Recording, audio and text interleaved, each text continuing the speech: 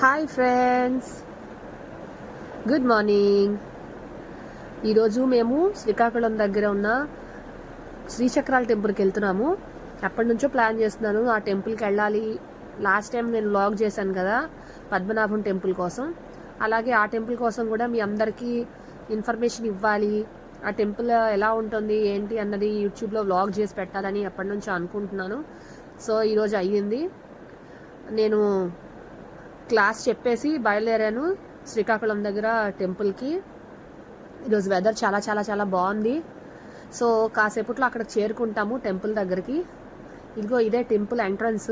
శ్రీకాకుళం దగ్గర నుంచి సైడ్కి బైపాస్ రూట్ ఉంది. ఆ రూట్లోంచి వెళ్తే టెంపుల్ వస్తుందన్నమాట. ఇది ఎంట్రన్స్ స్టార్టింగ్. ఇక్కడ నుంచి ఒక లూప్ లైన్ లాగా చిన్న రోడ్డు ఉంది, చిన్న రోడ్డు, కార్స్ వెళ్ళిపోతాయి. సో ఆ లోపలికి వెళ్తే టెంపుల్ ఉందన్నమాట. ఇదే టెంపుల్, దేవి ఆశ్రమం అని రాసింది చూసారా, ఇదే టెంపుల్. ఎంత బాగుందంటే అసలు టెంపుల్ మీరే చూడండి. ఇదంతా కోవెల యొక్క ప్రాంగణం, ఎంట్రన్స్ అన్నమాట.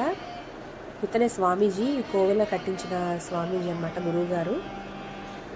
ఈ ఆశ్రమం ఎంత ప్రశాంతంగా ఉందంటే చాలా చాలా ప్రశాంతంగా ఉంది. దట్టు మేము వెళ్ళిన రోజు క్లోజింగ్ టైంకి వెళ్ళామన్నమాట. 1 o'clockకి క్లోజ్ చేసేస్తారంట కోవెల.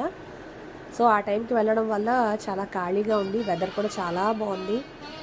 ఎంత ప్రశాంతంగా ఉందో కోవెల. చాలా ఎక్కువ ప్లేస్లో కట్టారు టెంపుల్ని. ఇదో దేవి ఆశ్రమము.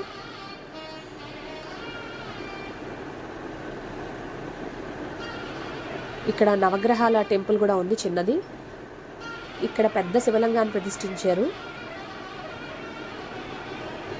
ఈ చుట్టూతా ఉన్నవన్నీ ఇక్కడ కోటిలింగాల ఆ ప్రతిష్టాపన జరగబోతోందంట. సో దానికి సంబంధించి ఒక్కొక్కరు ఒక్కొక్క పేరు మీద లింగాన్ని డొనేట్ చేశారు అక్కడ. మనం కూడా ఆసక్తి ఉంటే మనం కూడా అక్కడ దానికి డబ్బులు కడితే వాళ్ళు లింగాన్ని మన పేరు మీద ప్రతిష్ఠ చేస్తారనమాట. ఇక్కడ గణపతి టెంపుల్ లోపల చిన్న టెంపుల్ ఉంది. అలాగే ఇది మెయిన్ గర్భగుడి ఏదైతే ఉందో ఆ అమ్మవారి చుట్టూతా ప్రదక్షిణ చేయడానికి వీలుగా కొంచెం ప్లేస్ కూడా ఉంచారు. ఇదైతే అమ్మవారి పాదముద్ర. ఆ కోవెల్లో అమ్మవారి పాదముద్రని ఫోటో తీసి అక్కడ ఫ్రేమ్గా చేసి పెట్టారండి. అందరూ దర్శనం చేసుకోండి.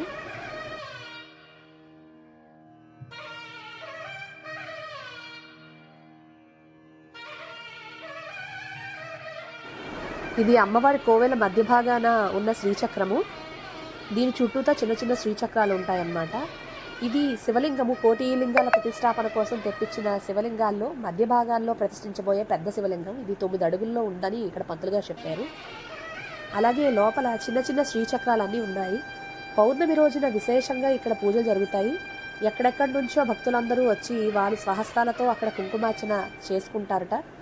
అవకాశం కోసం అందరూ చాలా త్వరగా వెళ్ళి అక్కడ కూర్చొని ఆ అవకాశం కోసం వెయిట్ చేస్తూ ఉంటారట. అలాగే ఆ పంతులు గారు మనకి ఆ కోవెల యొక్క విశేషత, ప్రత్యేకత ఏంటి, అసలు ఈ కోవెల కట్టడానికి కారణం ఏంటి, దాని వివరాలన్నీ కూడా మనకి కంట్రిబ్యూషన్ వీడియోలో చెప్పడం జరిగింది. దయచేసి వీడియోని అందరూ చివరిదాకా చూసి తరించగలరు. శ్రీ గురుభ్యో నమః. శ్రీ మహాగణాధిపతయే నమః. శ్రీమాత్రే నమః. ఇది దేవి ఆశ్రమం. అమ్మవారు లలితా రాజరాజేశ్వరి. అట్లానే గురువుగారు తేజోమూర్తుల బాలభాస్కర శర్మ గారు, వారు ఇదంతా కూడా అమ్మకి ఏదైనా చేయాలనే సంకల్పంతో 99లో స్థలం అది కొనుక్కొని 2004లో అమ్మవారిని పంచలోహ విగ్రహంగా రాజరాజేశ్వరిగా చిరప్రతిష్ఠ చేశాం. ఇక్కడ చిన్న విగ్రహంగా పంచలోహ విగ్రహంగా పెట్టుకున్నాము. అట్లా అవుతుండగా 2007లో దేవి పంచాయతనంగా అమ్మ ప్రధానంగా మధ్యలో ఉంటే, నైరుతిలో లక్ష్మీ గణపతి, వాయువ్యంలో సూర్యనారాయణమూర్తి, ఈశాన్యంలో సీతారాముల వారు, ఆగ్నేయంలో ఈశ్వరుడు. ఇది దేవి పంచాయతనం అంటాం దీన్ని. అట్లా సాగుతూ ఉండేది. 2008లో కోటి కుంకుమార్చన యాగం చేశాం.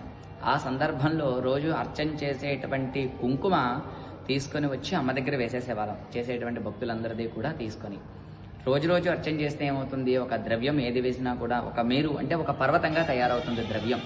అది ప్రాతకాలం అర్చన చేస్తూ ఉంటే ఇంచుమించుగా యాగం 5-6 రోజులకు వచ్చింది. ప్రాతకాలు అర్చన చేస్తూ ఉంటే కుంకుమలో దర్శనం ఇచ్చారు అమ్మవారు. ఎక్కువ శ్రీచక్రాలుగా గురువు గారికి అట్లా దర్శనం ఇచ్చారమ్మ. అద్భుతమైనటువంటి దర్శనం అనుకున్నారు. ఆఖరి పూర్ణావతి సమయంలో అమ్మ ఆజ్ఞ ఏంటంటే, ఇక్కడ నేను 1000 స్వరూపాలుగా వస్తాను, శ్రీచక్రంగా పెట్టు, ఇది అవుతుంది అని అట్లా గురువుగారికి అమ్మ ఒక శబ్ద రూపేణ వినిపించింది.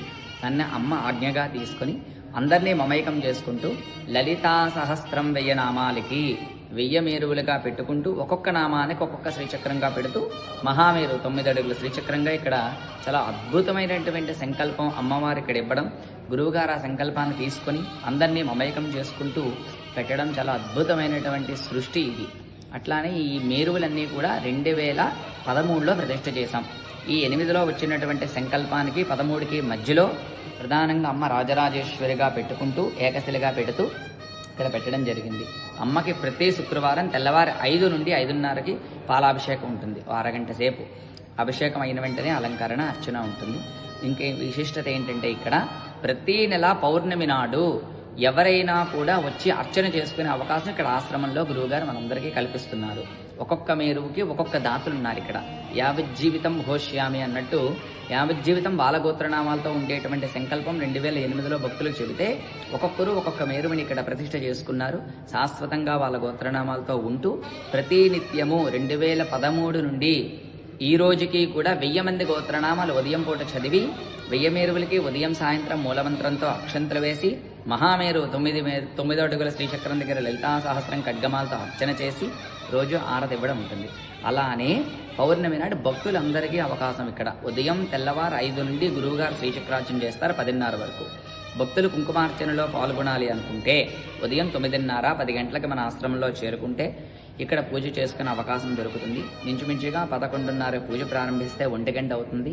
పూజా కార్యక్రమం అయిపోయాక తీర్థ ప్రసాదాలు, అమ్మ ప్రసాదం, ఇక్కడ భోజనం కూడా ఇక్కడ ఉంటుంది. వచ్చినటువంటి భక్తులందరికీ కూడా పూజా ద్రవ్యాలు, ప్రసాదం మన ఆశ్రమం తరపున ఇవ్వడం ఉంటుంది. అంటూ టికెట్లు, రుసుములంటూ ఇట్లా ఏముండదు. ఇక్కడ ఎవరు మనసుకు తోచిందో వాళ్ళ అమ్మకి వేయడమే.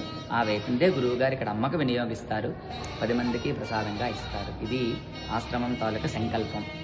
చాలా చాలా